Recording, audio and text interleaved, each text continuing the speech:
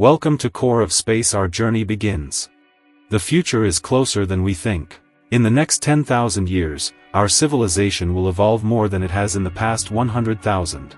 This is the near future, a glimpse of what's coming for humanity and our planet. Segment 1. By the year 2100, we will likely see permanent human settlements on the Moon and Mars. Artificial intelligence will become part of everyday life, managing entire cities, curing diseases, even helping us explore space.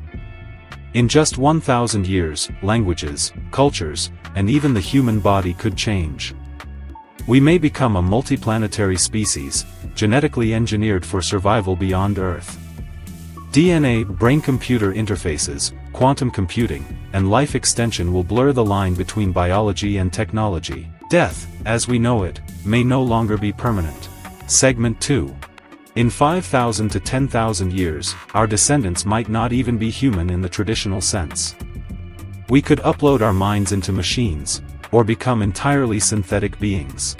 Massive space structures, like Dyson swarms, might harvest the energy of stars to fuel superintelligent civilizations. Satellite, interstellar probes may have reached nearby star systems like Alpha Centauri, carrying AI explorers and digital minds, searching for habitable worlds. The near future is not just science fiction, it's the foundation we're building right now. From Mars missions to mind-machine interfaces, the next 10,000 years could change everything. 1 million years from now, humanity could be unrecognizable. 1 billion years? The Earth might not even exist as we know it.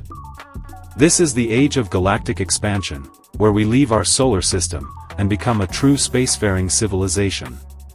Segment 1. In the next million years, we may colonize the stars. Using advanced propulsion, like fusion drives or antimatter engines, humans could reach nearby star systems. AI explorers and synthetic lifeforms will likely pave the way. We might build Dyson swarms around stars, harvesting their full energy to power superintelligent civilizations. Entire megastructures could orbit suns, turning light into data, thought, and power. Shooting star. Our presence could stretch across the galaxy, forming a web of intelligent life, connected across thousands of light years. Segment 2. Over hundreds of millions of years, stars will drift, galaxies will evolve. Around 4 billion years from now, the Milky Way will collide with the Andromeda Galaxy. A massive cosmic merger will form a new galaxy, Milkomeda. But don't worry, stars are so far apart, actual collisions will be rare. Humanity, if still around, will likely witness this majestic transformation. By then, we may not even be biological. We could exist as digital minds, powered by star systems, exploring the universe in ways we can't yet imagine. The age of galactic expansion is distant, but not impossible. It begins with what we do today. Stars, the brilliant beacons of the night sky. But even they don't last forever. This is the journey from the bright, active stelliferous era to the cold, quiet degenerate era, a time when the lights of the universe begin to go out. Segment 1. For now, the universe is alive with stars, being born, living for billions of years, and dying in spectacular explosions. We're currently in the stelliferous era, which will last for about 100 trillion years. But as time passes, star formation slows. Hydrogen, the fuel for new stars, starts running out. Only small, long-living stars like red dwarfs remain. Eventually, even they burn out, leaving behind a universe filled with dead remnants. White dwarfs, neutron stars, and black holes. Segment 2. As we enter the degenerate era, star formation has completely stopped. No new stars are born. The universe becomes a graveyard, filled with slowly fading remnants. White dwarfs cool over trillions of years and turn into black dwarfs, invisible, cold, and silent. Collisions may rarely create bursts of energy. But for the most part, the universe is growing darker and colder. A quiet, frozen place. Drifting toward the end. The stelliferous era is our time, the age of stars and life. But it's only a small chapter in a much longer story. After the last stars fade. After galaxies die. Only one force remains, the black holes. This is the black hole era, a time ruled by gravity, darkness, and silence. Segment 1 to 020, 120. For trillions of years after the last stars burn out, black holes will dominate the universe. Some formed from dead stars, others from the hearts of galaxies. They are the ultimate survivors, devouring everything that gets too close. Over time, galaxies dissolve. All matter either falls into black holes or drifts endlessly through the void. These cosmic monsters are silent, but not eternal. Segment 2. According to Stephen Hawking, black holes slowly evaporate. Through a process called Hawking radiation, they lose energy, particle by particle. Until then, the universe is cold, dark, and quiet. Eventually, even the largest black holes will shrink, spark, and disappear. When the last black hole evaporates, nothing will remain. No light. No matter, just a silent, empty void. The universe is now dark. The stars are gone. The black holes are gone.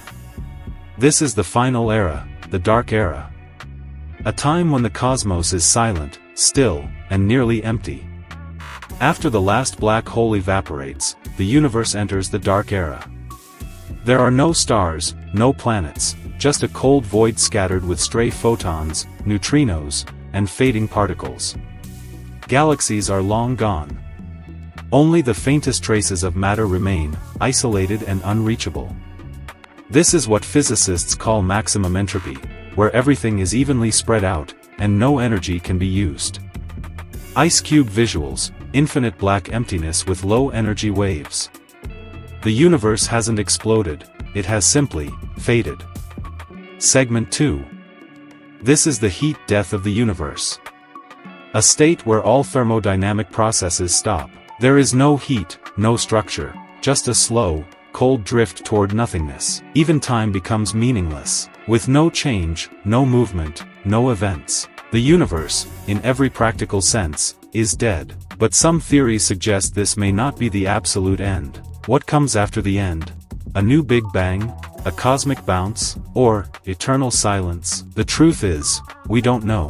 What happens after the end? When time stretches into nothingness, and the universe goes quiet. Is it truly over? Or is the end just a new beginning? Segment 1. Physicists have proposed several speculative endings for the universe. And each one leads to a different kind of rebirth. 1. The Big Crunch. Gravity reverses expansion. The universe collapses back into a single point. Could this trigger a new Big Bang? 2. The Big Bounce. A cycle of birth, death, and rebirth.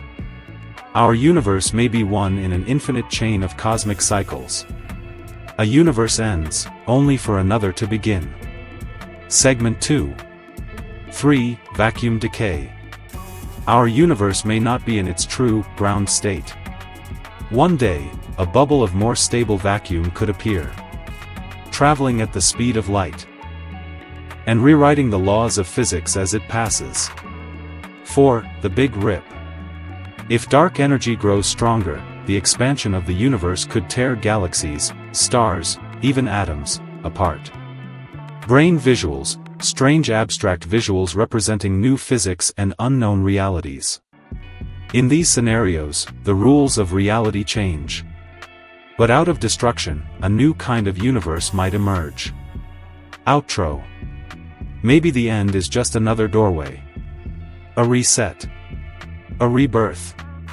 And maybe, this isn't the first time it has all happened. Whether the universe ends in cold silence, a fiery collapse, a violent rebound, or a new creation, it's a profound reminder of time's scale. We are in the universe's infancy. So next time you gaze at the stars, remember, one day, even they may be just whispers of memory. Like this journey? Hit like, subscribe, and tell us, how do you want to explore the end of time?